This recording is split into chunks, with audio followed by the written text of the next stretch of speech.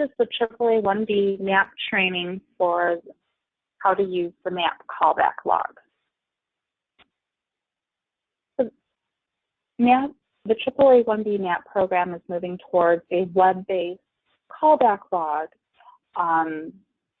This callback log can be used anywhere, so you can simply just log on to this website and you can access the callback log from your counseling location, from your home, vacation, really anywhere that you have an internet connection. To access the callback log, you simply go into your preferred browser. This website works best with Chrome or Firefox. It does not really work well with Internet Explorer. So you can try it with Explorer, but it's recommended that you use this with the Google Chrome browser or the Mozilla Firefox browser. So in the address line, you would type in MMAP-Fluxure.net, and it will take you to this web page. To log in, you would simply enter your email address here, and where it says password, enter in your password. The email address that you should use would be the email address that we have on file at MAP. So whatever email address that you receive emails from MAP is the email address that is linked to your AAA 1B call log application.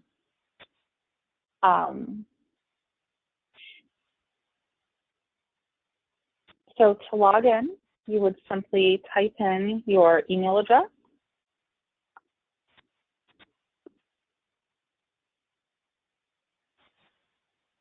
and your password, and click log in. I'm going to log out for just a sec because I want to show you one thing also. If you get to this page and you forget your password, you can click on Forgot Password,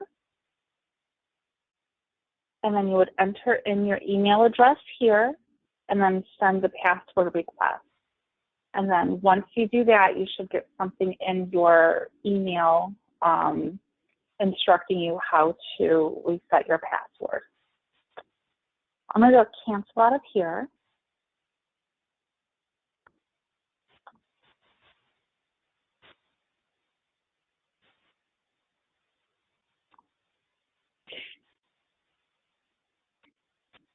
On the top right hand of the page, you'll see this little person icon with an arrow next to it. If you click on the arrow, a menu will pop down. And if you were interested in changing your password, there's the option to do so here. So if you click Change Password, you're prompted to enter your new password, and then enter your new password again to confirm, and then click Submit.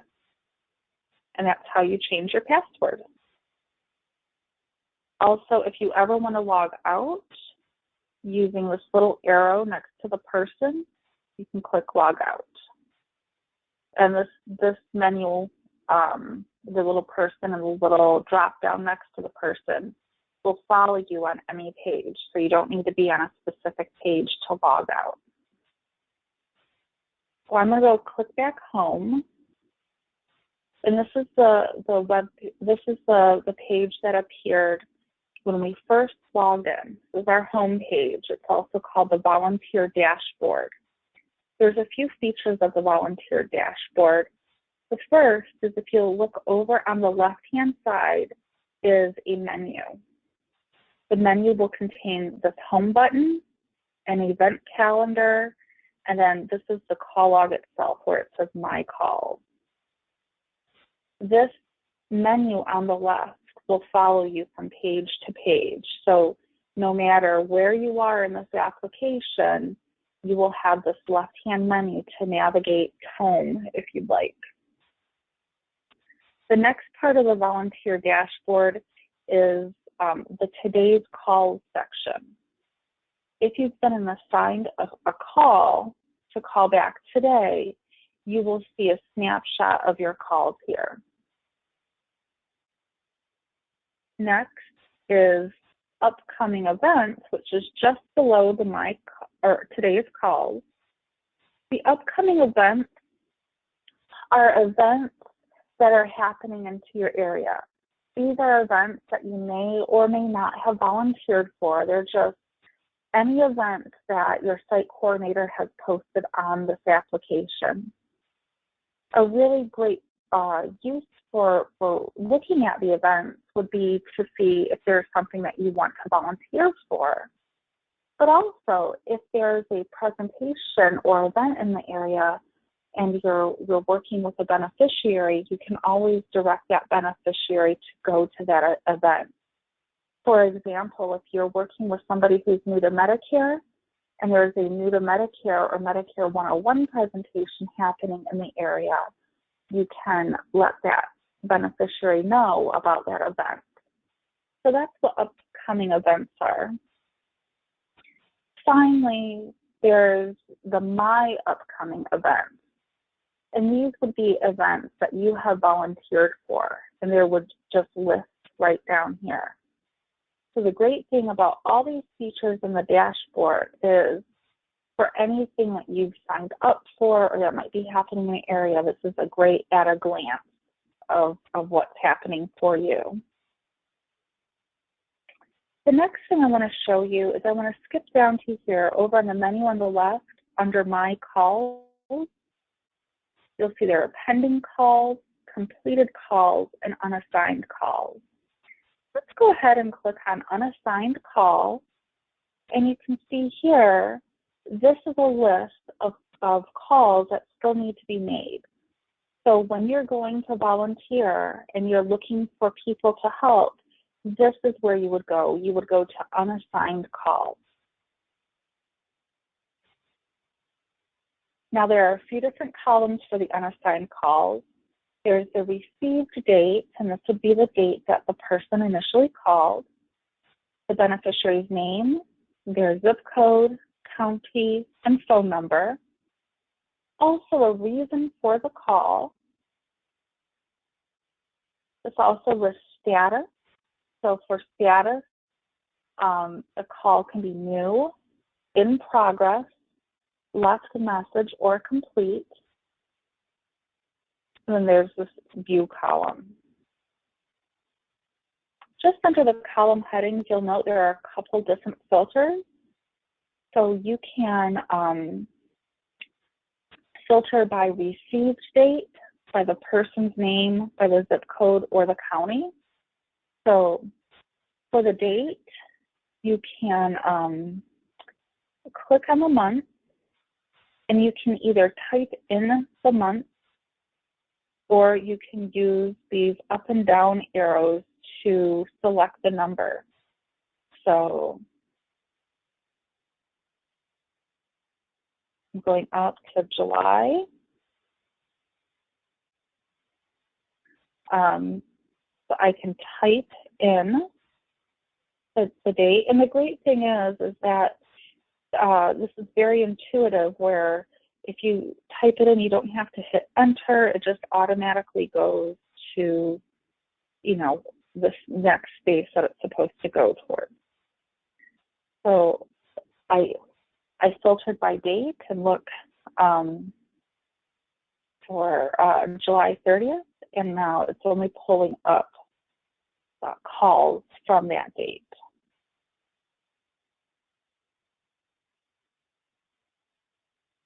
To clear the filter, I would just simply click the X here, and by doing so, my list has gone back to normal. Likewise, I can filter by name. So if you're looking for somebody specific, let's say your site coordinator asked you to call Tomcat back. So I start typing TO. Oh, look, it pulled up. Everything is TO, and there's Tomcat. I'm just going to backspace out of there, and my list has gone back to normal.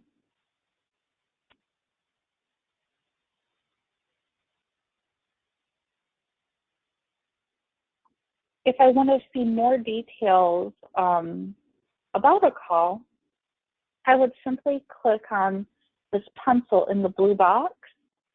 So let's go look.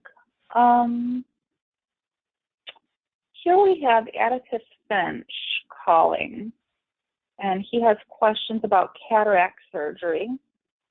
So I'm going to click on the blue box with the pencil on it, and this pulls up Atticus Finch's call.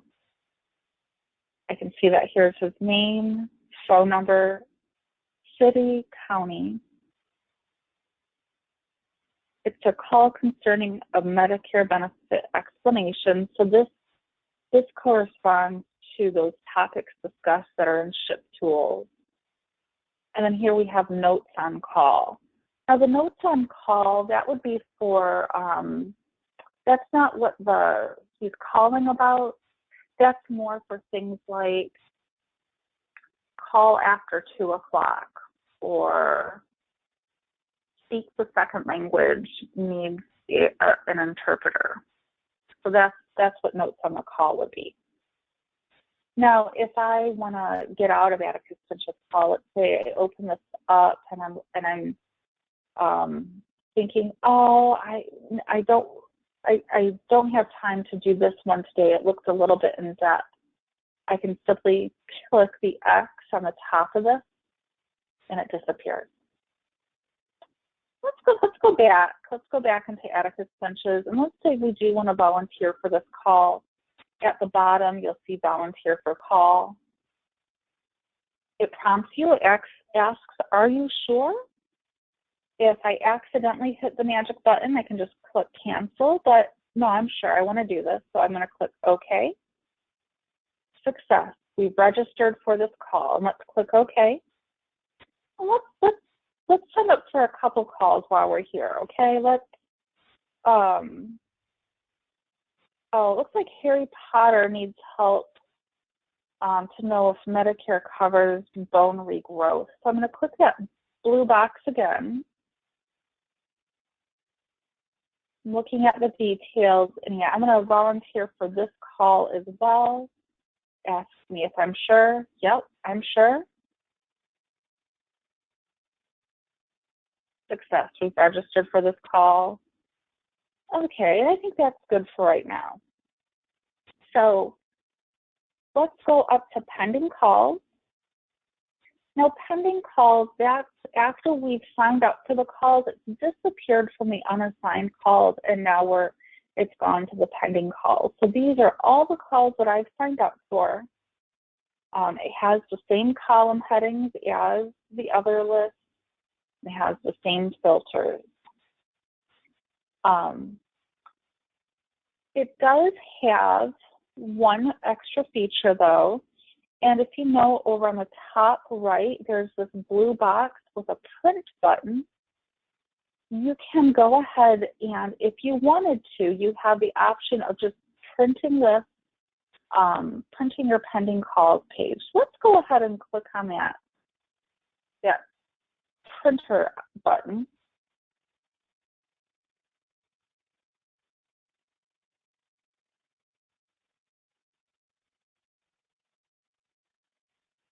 And here it is. It pulls a print preview up in a separate tab that would be in a PDF format. So I can download this if I, just wanted to have it. I can also use this print button over here to print that, to print my pending calls. So I'm going to get out of here, and I'm going to go back to the call log. So you can see over on the top left, this is the tab where my call log is, and this is my pending calls on this tab. I'm just going to X out of this tab, and poof, we're back to to my calls. So, yep, we're still in pending calls. So I'm going to go ahead and on this top one for Harry Potter, and you can see the status for both of these calls is new. Let's go over to that blue.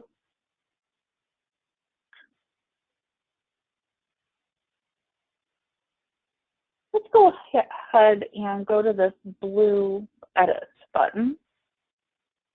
And here it does, it pulls up Harry Potter's call. Now, you can see this box is longer than my screen. If I just use this, you know, scrolly tool on the right, I can just scroll down as if I would any other web page. So yeah, I see Harry Potter's name, phone number, address, city, county. Description of the issue: does Medicare cover surgery to regrow bones? Notes on the call, so that would be call after 4. And then over here, we see the call status. There's a little arrow, and it pulls down a drop-down menu. Now, the call status can be new. It can be in progress. So in progress would be you're still working on it. Maybe you're waiting for a call back. Maybe you're waiting for the beneficiary to provide you with something, but this is something that you're actively working on. Left message, so you try calling the person and you have to leave a voicemail, or it can be complete. So you can choose the call status. Now, if you switch the call status, so let's say it's in progress, or even complete, and you can click update the call. You can also involunteer for the call. So let's say you're working and maybe you signed up to do, let's say you just grabbed 4 calls off the call log, and one of those calls was really in depth and you can't get to that last call. That's okay. You can unvolunteer for the call, and it will take that call off of your pending calls, and it'll put it back in the unassigned call. Likewise, if your call status is complete, you can update that call, and it's going to put it into the completed calls. So that's the pending calls. Finally, let's go over to completed calls. So these would be all the calls that I have that I've done. So if we did finish Harry Potter and we marked him complete, that would show up under my completed calls. You can still view the details of the call by clicking the button, the blue button with the edit pencil in there. You can filter your calls. So this is going to give you a running tally of all of your calls. So let's say you're a little bit behind on reporting and you just needed to look at the calls from the last couple days. You can use those filters and click get calls, and then it'll just list those calls that are between the date ranges. Now, it's important to note, and I can't stress this enough, just because you've completed a call in the call log does not mean that it's been reported. This callback application is just a call log. It does not import into SHIPTools. So you will still have to enter this contact in the Clients tab of SHIPTools. So after you're done helping a person, make sure you go to SHIPTools and make sure you enter in that contact in SHIPTools. You still need to report. So that's the callback log. The last thing I wanted to show you is the event calendar. So I'm over here on the menu on the left, And I can either go home, and that takes us back to the dashboard, but also I can go to the event calendar. Now the event calendar is just a week-by-week calendar where the site coordinators can post things into that calendar for you. And you can use on the top right, the left and right arrows to move forward through the month. So I click the right arrow, and you can see the dates here are changing, right? We're at August 13th, clicking the right arrow, August 20th, clicking the right arrow. You can see those dates keep on advancing. Or I can go left. I can go the left arrow, and it's going backward. I can also click today, and it's taking me back to today. And that is the events calendar. I'm going to go back home. And at this time, I am going to click on this little arrow and log out. That is the demonstration for the AAA 1B MAP callback application. I wish you all the very best in using this. Remember, you can use this callback application on any computer, anywhere that you have internet access. Thank you very much.